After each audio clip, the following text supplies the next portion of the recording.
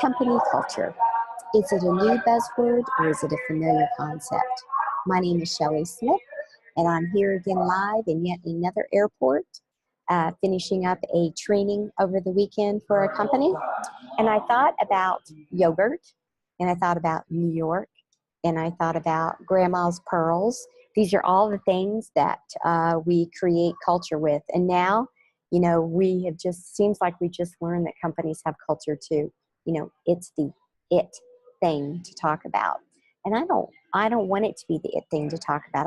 It needs to be all the rage, but let's talk about why it's all the rage, because it's not a new concept. There's some culture gurus out there that are having conversations around it. Adam Grant, for example, preaches about a culture of giving.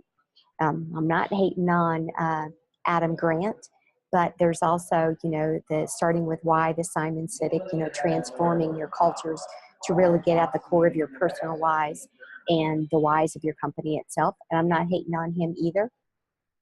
These aren't new concepts. That's what I'm hating on. These aren't new concepts. Many of you have been saying these type of things for years. I know I've been saying it for years. I've even written about it way before the why came out, way before the giver's gain come out, way before that concept of duplicating and multiplying from a leadership standpoint. So, what are the newfound lessons through these discussions is really what we need to talk about. Were you in the audience at the latest National SHRM conference when Adam Grant gave his incredible talk? What epiphanies did you have? What changes are you going to go back and do? Was it exciting, or are you going to actually do something about it? So let me get down to it. I don't know if Adam and Simon have even been in the trenches lately. I'm not here to judge them. I don't know whether they have or they haven't. I'm not here to call them out.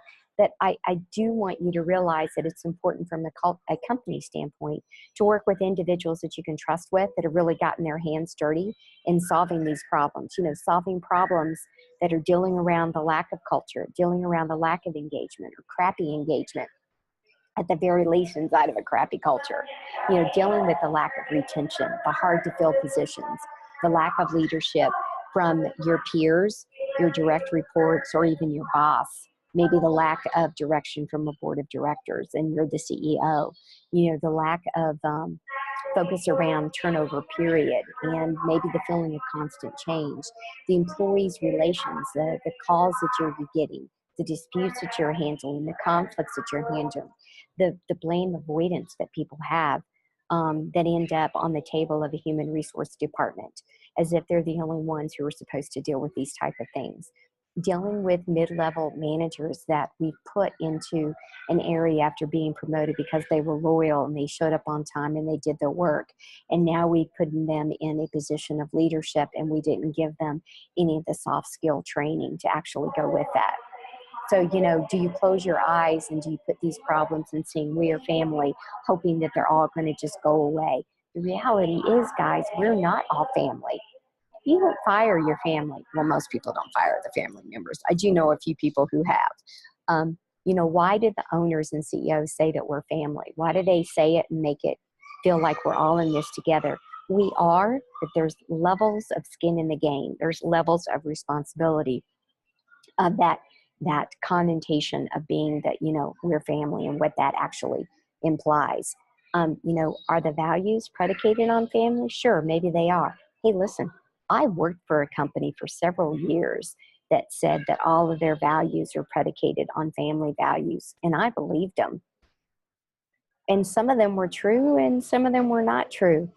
The reality is, when it comes down to the end of the day, there are the bloodline family members who are not going to get fired no matter what they do, and then there's everybody else. So just be mindful when you use terms like that. Don't use them loosely. Don't use them loosely because it can backfire on you.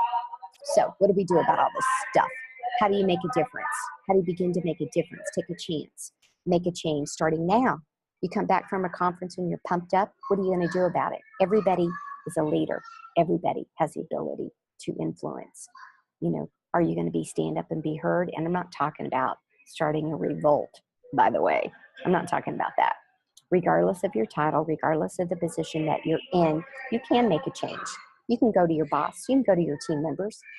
What kind of change do you want to make? What's it feel like? Who's it going to take?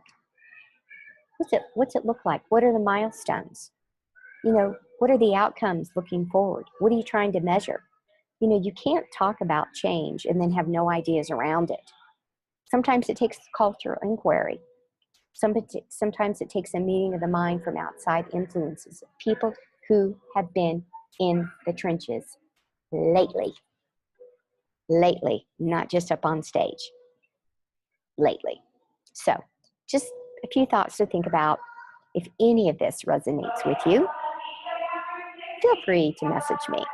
If not, I hope you got something that got you energized. My name is Shelley Smith. I'm all about connecting with people, places, things, make it resonate, make a difference. People matter, culture matters. Until the next time, coming to you live from yet another airport. Have a great day.